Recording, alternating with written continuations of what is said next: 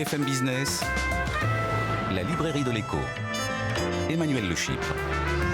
On se retrouve pour la deuxième partie de cette librairie de l'écho. Nous la clôturerons comme de coutume avec nos chroniqueurs Benaouda Abdelhaim et sa moisson d'études glanées dans le monde entier. Et puis notre bibliothécaire du jour, Frédéric Simotel, pour fêter les 25 ans de Google. Mais tout de suite, on retrouve nos critiques attitrés. Ils sont en pleine forme.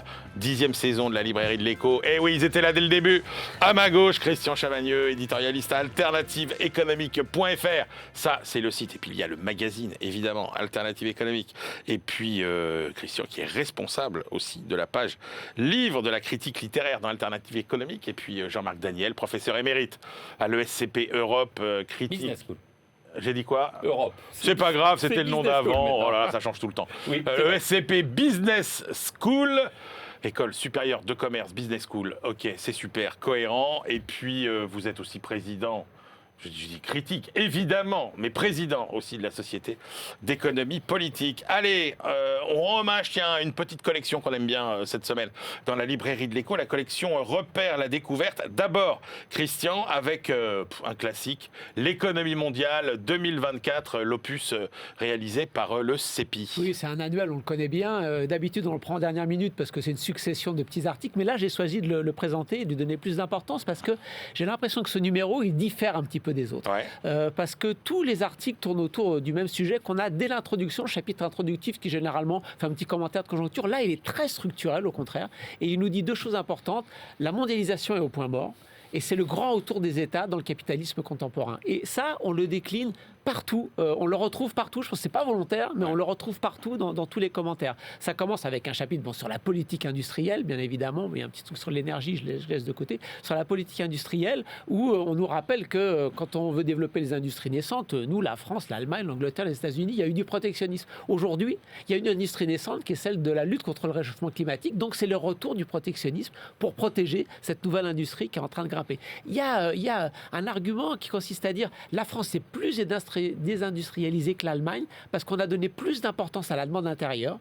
Et donc, comme on a donné plus d'importance à la demande intérieure, c'est le secteur protégé, celui des services, qui s'est plus développé. Alors qu'en Allemagne, comme on a contraint la demande intérieure, du côté des syndicats, du côté des impôts, ça a permis plutôt de chercher des exportations et donc ça a contribué à développer plus l'industrie. On a un chapitre sur la politique commerciale, le retour des États. Dans les négociations commerciales, il y a des choses environnementales, des clauses environnementales, il y a la sécurité économique. Chapitre d'Éric Monet sur le système monétaire international, qu'est-ce qu'il nous dit ? C'est le retour des États qui, avec de plus en plus de contrôle de capitaux. On arrive à Michel Aglietta et Étienne Espagne sur la planification écologique. C'est le grand retour de la planification. Incroyable. Aux États-Unis, en Europe, en Chine. Donc Michel Aglietta et Étienne Espagne montrent bien les différentes façons de réfléchir qu'il y a derrière cette planification écologique. Malheureusement, pour l'Europe, ils nous disent on ne voit pas trop la vision. Et puis, dernier chapitre, Isabelle Coupé-Soupéran, Wojtek Kalinowski, sur comment est-ce qu'on finance la transition écologique. Il y a déjà beaucoup de capitaux. Il faudrait peut-être juste les remettre du bon côté. Non, parce qu'il y a des choses, il y a des investissements qui ne sont pas du tout rentables. Le privé, il n'y a pas. Ok, c'est le rôle du public. Est-ce qu'on fait du pisani-mafouze, un petit peu d'impôts en plus, un petit peu de dette publique ? Ça ne suffira pas non plus, nous disent les deux auteurs. Il va falloir que les banques centrales financent directement ou en trouvant le mécanisme approprié la transition écologique, mais encore un retour de la puissance publique. Tous les chapitres, en fait, nous disent c'est le retour de la puissance publique dans le capitalisme. Alors on est d'accord, on n'est pas d'accord, on est content ou pas content, mais c'est cette lecture, j'ai trouvé, qui traversait tous les chapitres et que j'ai trouvé intéressante. Oui, et qui nous dit que finalement, il y a assez du cyclique dans tout ça. Finalement, on est OK face à un nouveau défi technologique, le défi environnemental, mais que finalement, chaque grande révolution, c'est un peu les mêmes process qui se mettent en place. Et c'est le retour de la puissance publique pour ces process de révolution. Exactement. Jean-Marc Daniel. Oui, alors je suis assez d'accord avec l'analyse que vient de faire Christian, c'est-à-dire c'est effectivement un panégyrique de l'État. Donc c'est pas le sujet, c'est-à-dire le sujet. Pas un panégyrique, Jean-Marc. Si, c'est l'État par-ci, l'État par-là. On arrive même à des paragraphes où on nous explique que le Parti communiste chinois est en train d'inventer la civilisation écologique. Il y a une espèce de ode d'amour au Parti communiste chinois. En fait, ce livre qui était au départ, effectivement, normalement, une espèce de résumé de l'histoire de l'économie mondiale pendant une année, est devenu dans ce numéro-là une espèce de manifeste Est, c'est plus un repère au sens historique, c'est plus un repère ERE, c'est un repère AIRE, c'est-à-dire un repère de gauchistes. C'est devenu une espèce de délire gaucho-mondain. Le seul article qui est vraiment intéressant, c'est celui du début, qui aurait pu effectivement être davantage développé, mais vous savez rien sur ce qui s'est passé dans la crise des pays en voie de développement, comment on a sorti le Ghana de la situation dans laquelle il était. Vous savez pas ce qui s'est passé dans les émissions de DTS. Vous savez pas ce qui s'est passé à cause de la crise en Ukraine. Vous savez rien de ce qui s'est passé dans l'économie mondiale. En revanche, vous apprenez effectivement que le Parti communiste chinois va inventer une civilisation écologique. Vous apprenez que l'État revient, que l'État va nous sauver, que l'État est porteur de l'avenir. Et donc, effectivement, cet exercice est un exercice un peu, c'est comme le vin tous les ans. Il y a une nouvelle récolte, il y a un nouveau cru. Là, mais c'est vrai que d'habitude, c'était un peu un passage en revue de tous les grands événements économiques de l'année. Là, pas du tout. Là, c'est pas rangé pendant les vacances. Hein. C'est un brûlot de propagande. J'ai été très surpris et très désagréablement surpris. Bon, moi, ça va, je suis rassuré. Vous êtes en forme parce que, alors, quand Christian m'a dit, tiens, on va choisir finalement l'économie mondiale 2024, je me suis dit, on commence pas la saison très fort parce que je voyais aucune raison de vous disputer sur ce livre. Et voyez, finalement. Et a priori, moi non plus, mais a posteriori. Oui. Non, mais comme quoi, le choix de Christian était extrêmement pertinent. Vous notez tous les deux le changement de ligne éditoriale, finalement, de cette collection du CEPI. On verra, parce qu'il y a d'autres. De mon côté, il y a d'autres, mais il y a d'autres.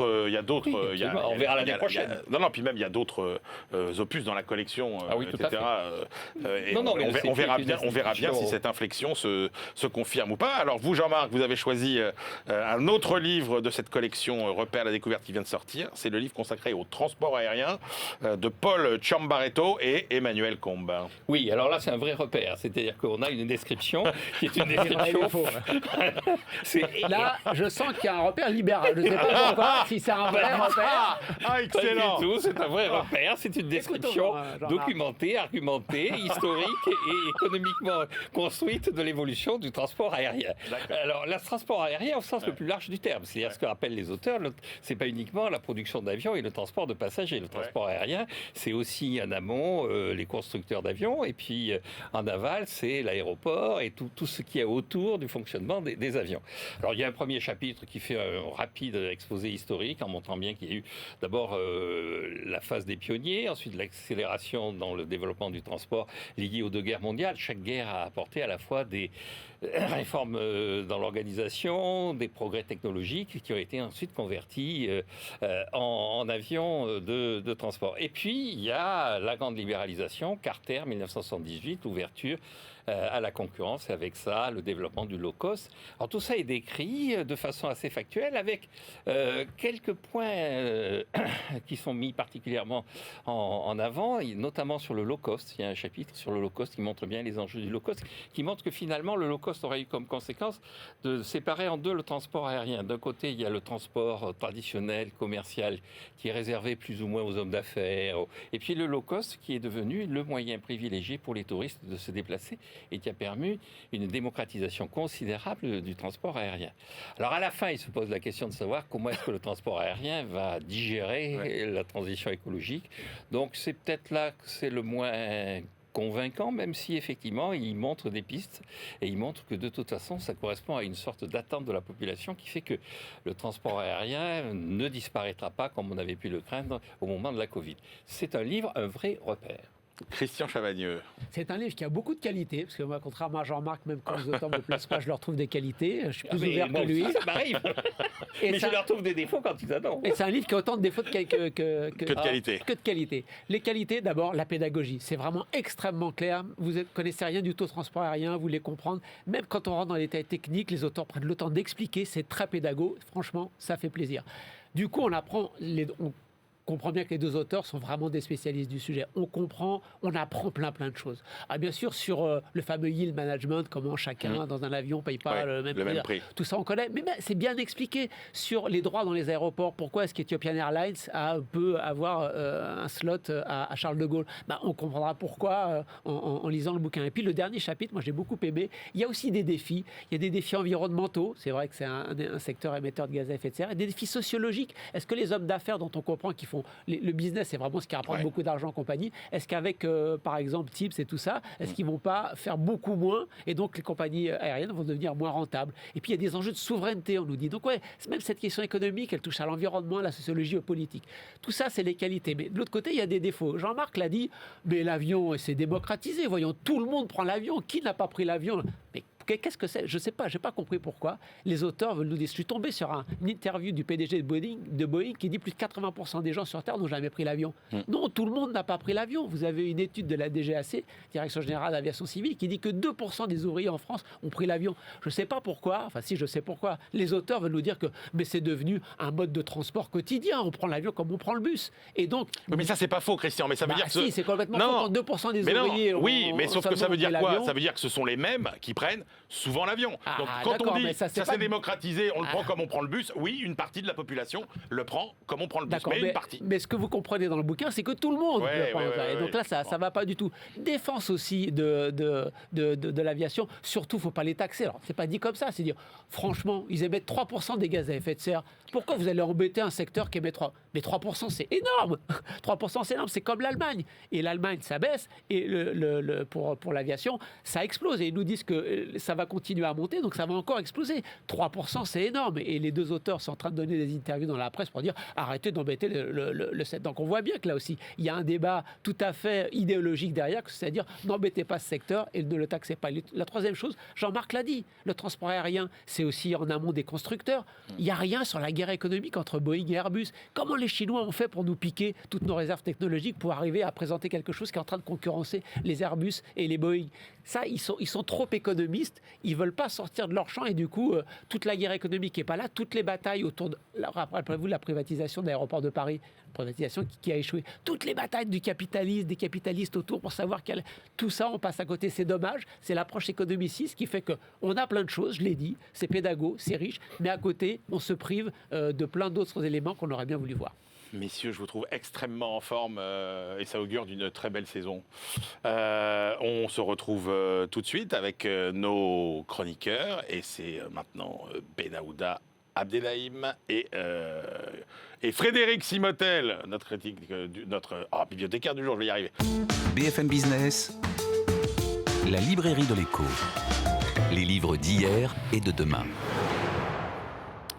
On retrouve notre bibliothécaire du jour, Frédéric Simotel. Bonjour Frédéric. Bonjour Emmanuel. Notre éditorialiste tech, évidemment, à BFM Business. Alors, Frédéric, évidemment, on ne pouvait pas passer à côté du 25e anniversaire de Google. Alors, une littérature très fournie. Vous avez choisi quel livre? Alors, je choisis un livre qui s'appelle Google IT en anglais, qui pourrait se traduire par recherche-le sur Google ou alors Google-lise-le. Voilà.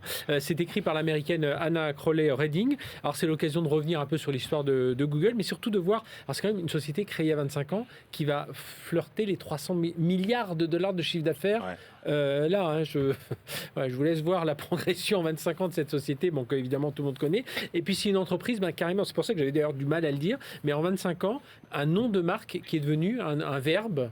Presque un nom commun, hein. On se googlise, on parle plus comme ça. Alors déjà un mot sur l'auteur, Anna Crowley Redding. Elle est assez intéressante quand on regarde son parcours. Elle adore faire des biographies. Elle a fait Isaac Newton et Elon Musk. Donc vous voyez, elle a quand même un panel assez large. Et puis donc là, elle s'est vraiment intéressée aux deux fondateurs de Google, donc Sergey Brin, qui était un immigré russe. Hein, il n'est pas américain d'origine. Et puis Larry Page, ils se rencontrent à Stanford à la fin des années 90. Et puis ils ont cette idée d'un moteur de recherche. Alors, on commençait à parler des moteurs de recherche, c'était Lycos, c'était Yahoo, et puis eux se disent, mais nous, on va aller un peu plus loin. Comme c'est des matheux, on va chercher, c'est-à-dire lorsqu'on rentre un mot-clé, eh bien, on va aller chercher tous les sites Internet vers lesquels pointent des sites sur lesquels il y a ce mot-clé. Donc, on va faire une sorte de statistique et se dire, finalement, quand je rentre, la librairie, ça m'envoie, beaucoup de sites m'envoient vers des sites où il y a marqué librairie, eh bien, ça doit être un résultat pertinent. Donc, c'est celui-là que je vais remonter en premier. Voilà, c'est un peu la base de leur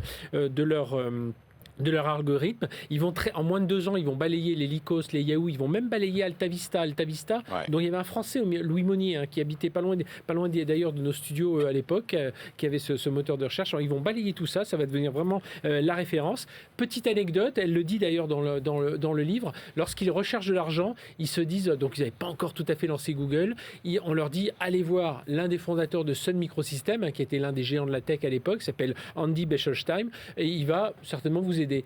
Il habite où? Il habite la rue machin, donc du côté de Santa Clara. Ils y vont. Ils savent pas trop quel numéro. Ils disent tiens, il y a une Porsche devant cette maison, ça doit être là. Et bingo, il sonne, c'était bien lui. Et il leur a quand même fait un chèque de $100 000 là tout de suite. Et puis en 2 ans, voilà, ils sont partis. Et puis alors Anna Kroller rappelle quelques dates. 2004, introduction en bourse. 2006, rachat de YouTube. 2007, rachat de DoubleClick, donc dans la pub. 2007, c'est Android. 2014, c'est l'achat de DeepMind, donc dans l'IA. Et puis 2019, c'est l'arrivée de Sundar Pichai, l'actuel dirigeant. Alors il y a l'histoire, et puis il y a la petite histoire qui est celle de Google, qui pourrait être celle de n'importe quelle boîte. Et puis il y a la grande histoire, c'est comment ils changent nos vies. Exactement. Et je trouve que tout est dit dans la baseline. La baseline du livre, c'est comment 2 étudiants ont organisé Internet, ou ont réorganisé Internet, et ont changé le monde. Voilà, tout simplement. Et je pense que là, on raconte un peu tout ça. Certains disent ils visaient la Lune, et bien ils ont changé le monde. Et c'est vrai qu'ils ont pensé, alors c'est ce que dit le livre, en gros, je résume, ils ont changé notre façon de penser, d'inventer, d'organiser, d'expliquer. On efface la technologie, on met une interface beaucoup plus accessible, et puis derrière, bien, toutes les idées. À un moment, on parle de vidéo, ils rachètent YouTube. On parle d'IA, ils rachètent DeepMind. On parle de mobilité, ils lancent Android. Donc on voit, ils ont des idées sans cesse. Alors ils ont quelques échecs aussi, les lunettes connectées, les robots, ils se sont lancés, c'était pas terrible. En tout cas, voilà, c'est une autre façon de mener une boîte, et avec grand succès. Petite piqûre de rappel quand même pour certains patrons, ils ont créé Google en 98. En 2001, ils nomment un président tout de suite, en se disant nous on est les têtes pensantes, il faut quelqu'un pour gérer tout ça. Voilà, donc comment le livre s'appelle Google IT. Est devenu le système d'exploitation de nos vies. Oui, livre passionnant. Merci Frédéric Simotel. Allez, c'est l'heure de retrouver notre globe-trotteur, Benaouda Abdelhaim. BFM Business, la librairie de l'écho. Les livres d'ailleurs. Cher Benaouda, bonjour. Bonjour. Benaouda, on commence notre tour du monde hebdomadaire par l'Espagne et sa demande de gaz naturel qui continue en partie de venir de Russie. Oui, alors le cas de l'Espagne, parmi les principales économies de la zone euro, intrigue vraiment par son inflation qui tend vers les 2%, une sorte d'exception espagnole.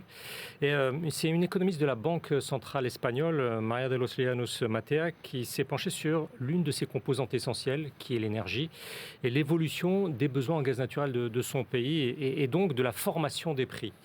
Elle fait le constat central que la demande de gaz par les entreprises en Espagne chute de façon structurelle, de par les investissements réalisés dans leurs propres sources d'énergie renouvelable. Aussi bien les grands industriels que les PME en Espagne ont coupé dans leur demande dès le mois d'avril 2022, quelques semaines après l'invasion de l'Ukraine et l'envolée des cours, mais avec la phase de stabilisation qui a suivi entre janvier et avril 2023, on voit que la tendance a quand même tenu du fait d'une amélioration générale de leur efficacité énergétique, de leur rentabilité énergétique même.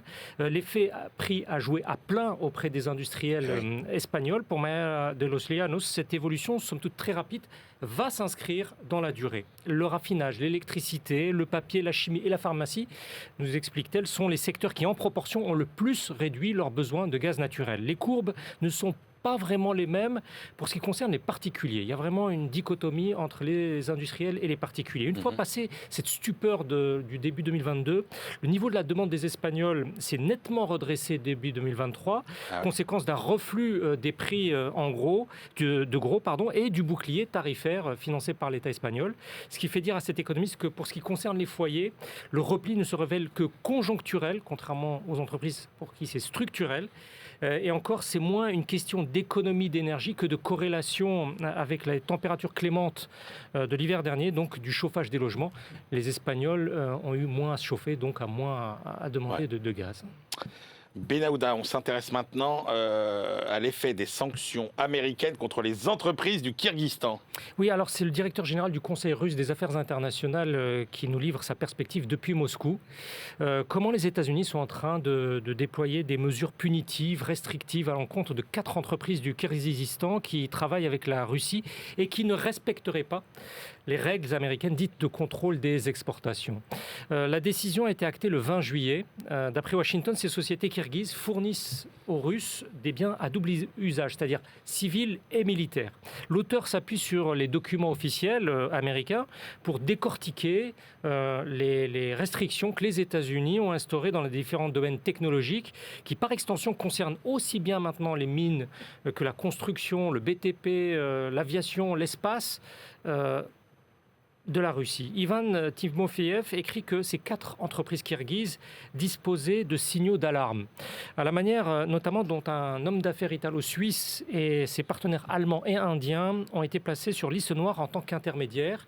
Ce cas d'école en Asie centrale laisse percevoir une extension des blocages américains vers de plus en plus de produits manufacturés moins avancés technologiquement. Ça crée, je cite, des risques supplémentaires pour les contreparties russes dans les contrats avec les pays amis. L'analyste russe veut encore croire que ça ne mènera pas à un blocus comme avec l'Iran. Mais conclut-il, il ne faut pas se faire d'illusions sur les stratégies réelles des entreprises et des autorités des États amis comme le Kirghizistan. Tenir compte de toute la menace des sanctions qui s'imposent aussi à eux, même s'ils sont amis de la Russie. Et on termine avec la Chine, Benahouda. Que nous apprend l'analyse structurelle démographique de l'effondrement de la dynastie Qing ? Alors, c'est un travail d'une équipe pluridisciplinaire internationale de chercheurs au Japon, en Autriche, au Canada, etc. Elle comprend, il faut le noter, un économiste renommé de l'école de finance de l'Université normale de Shanghai. Cette dynastie Qing a régné en Chine, rappelons-le, de 1644 à 1912. En 1820, l'économie chinoise, donc sous cette dynastie, comptait pour 32,9% du produit intérieur brut mondial. Loin, c'était vraiment de loin la part la plus importante dans l'économie mondiale. On peut voir cela aussi, c'est intéressant, dans une série de références d'histoire statistique publiée une vingtaine d'années par l'OCDE. Alors ces universitaires de différents horizons s'appuient sur la théorie structurelle démographique qui établit l'influence des variables entre nombre d'habitants et capacité de production, la fabrication des élites et l'instabilité sociopolitique. George Orlandi et ses co-auteurs soutiennent que le quadruplement de la population qui a culminé au XIXe siècle à plus de 400 millions de personnes, la concurrence exponentielle pour un nombre stagnant de postes dans l'élite, c'est très important, on va le voir, et la pression fiscale grandissante ont représenté autant de paramètres qui ont contribué à l'effondrement de cette dynastie. Leur démonstration veut que ni les incursions étrangères au cours du XIXe siècle dont on parle tant, ni la succession de chocs écologiques, de catastrophes, ne peuvent être jugées comme suffisantes pour expliquer que la dynastie tombe. Un facteur très instructif, on y revient, c'est celui qui porte sur l'absence d'élasticité du système institutionnel des Qing, lui-même hérité pour l'essentiel de la dynastie Ming. Ce système n'a pas été en mesure d'absorber le nombre croissant d'aspirants à l'élite qui avaient investi beaucoup dans leurs études coûteuses, études en 5 étapes, afin d'augmenter leurs chances d'obtenir le Graal, c'est-à-dire un poste dans l'administration. Les auteurs écrivent que ces crises passées ont le potentiel d'informer les dirigeants d'aujourd'hui afin de surmonter les difficultés par des réformes pacifiques. Ces chercheurs n'ont pas écrit à bon entendeur, mais ça y ressemble. On entend souvent que finalement il y a trop de fonctionnaires, trop d'administration dans beaucoup de pays. Là, manifestement, c'était le cas opposé. Passionnant. Merci beaucoup, Benahouda Abdelhaim. Allez, c'est l'heure de nos ultimes choix. BFM Business, la librairie de l'écho. Les livres de la dernière minute. Et pour cette dernière minute, nous voulions rendre hommage à Daniel Cohen, habitué de la librairie de l'Écho, qui nous a quittés le 20 août dernier. Et voilà, on s'est dit, tiens, qu'est-ce qu'on retiendrait chacun s'il fallait choisir un livre de Daniel Cohen, ce qu'on retiendrait. Christian Chavagneux, qu'est-ce que vous avez retenu, vous ? C'est moi d'abord un petit témoignage. J'ai rencontré Daniel Cohen au milieu des années 90 quand j'étais au fonctionnaire au commissariat au plan et tout de suite, j'ai été frappé par une intelligence, une mécanique intellectuelle absolument remarquable. Il n'y avait pas beaucoup Internet au milieu des années 90. Il connaissait tous les débats des économistes américains, les dernières prévisions du FMI. Je ne sais pas comment il faisait. Il avait l'information tout de suite et la capacité de transformer en langage pédago de politique économique, le résultat de ces recherches. Moi, plutôt qu'un livre, j'incite ceux qui nous écoutent à aller voir l'entretien qu'il a donné à la revue Le Débat en 2018 sur la profession d'économiste. Qu'est-ce que c'est qu'un économiste? Et là, il dénonce l'obscurantisme, c'est son mot, dans lequel la science économique dominante est tombée. Il dit qu'elle est en train de s'en sortir avec la psychologie, Kahneman, Tversky, avec les institutions, la Douglas North, avec les données, avec les études empiriques. Et il dit à la fin, vous savez, moi je pense qu'on surestime le pouvoir des économistes. Les hommes politiques, ils choisissent pour des raisons idéologiques leur politique, mais après ils vont chercher les bons économistes qui vont justifier leur politique. Donc j'ai trouvé que cette interview elle était vraiment intéressante et il termine en disant le rôle de l'économiste c'est quoi? C'est de faire voir à toute la société qu'il y a toujours plusieurs solutions possibles à un problème économique. Il y a plusieurs alternatives économiques, je ne pouvais pas passer à côté. Jean-Marc Daniel, vous avez retenu quel livre? Alors ça a été un choix très difficile parce que l'œuvre de Daniel Cohen est à la fois abondante et extrêmement pertinente et beaucoup de ses livres auraient pu être retenus. Moi j'ai choisi Nos temps modernes, donc c'est une allusion d'ailleurs Nos temps modernes au film de Charlie Chaplin où on le voit dans une usine automobile qui quitte la chaîne et donc Daniel Cohen essaie d'anticiper, c'était il y a une quinzaine d'années et c'était assez bien vu quand on relit ce livre, d'anticiper ce que va devenir le travail au fur et à mesure qu'on va quitter la chaîne, l'atelier, l'usine pour aller vers de plus en plus d'informatique, de numérique. On ne parlait pas encore dans ce livre à l'époque d'intelligence artificielle, mais enfin il y a beaucoup de choses qui sont là et surtout c'est écrit dans un style très agréable. Daniel Cohen avait une formation de mathématicien de haut niveau, il avait été reçu à l'école normale supérieure en voie mathématique et il s'était toujours imposé de s'exprimer dans un français littéraire, de ne pas se réfugier derrière les équations pour écarter une partie des gens de son raisonnement. Et donc, ces livres sont toujours très clairs, très faciles à lire, et je trouve que celui-là est particulièrement bien mené. Eh bien, moi, j'ai retenu, allez, on va dire peut-être celui qui l'a révélé au grand public. C'était en 1997, c'était Richesse du monde, pauvreté des nations, et il s'interrogeait sur effectivement les causes finalement des inégalités qui s'étaient creusées à la fois entre les pays et au sein des pays. Et là, on retrouve exactement les qualités que Christian a exprimées et qui étaient uniques, un sens de la pédagogie formidable, c'est-à-dire qu'il a appris l'économie à des générations de Français. Et puis moi, ce qui me fascinait, mais ça rejoint ce que vous disiez, Christian, sur sa culture, c'était cette capacité à mobiliser toutes les sciences sociales autour de l'économie. C'est-à-dire que dans ses livres, il y avait de la philosophie, il y avait de la sociologie, il y avait de l'anthropologie. C'était vraiment moi, c'était ça qui me fascinait et qui faisait que tout ce qu'on lisait paraissait limpide et il rendait tout le monde intelligent. Il va nous manquer, Daniel Cohen. Voilà, c'était cette première librairie de l'écho en studio de la saison. On se retrouve la semaine prochaine. Et d'ici là, évidemment, bonne lecture.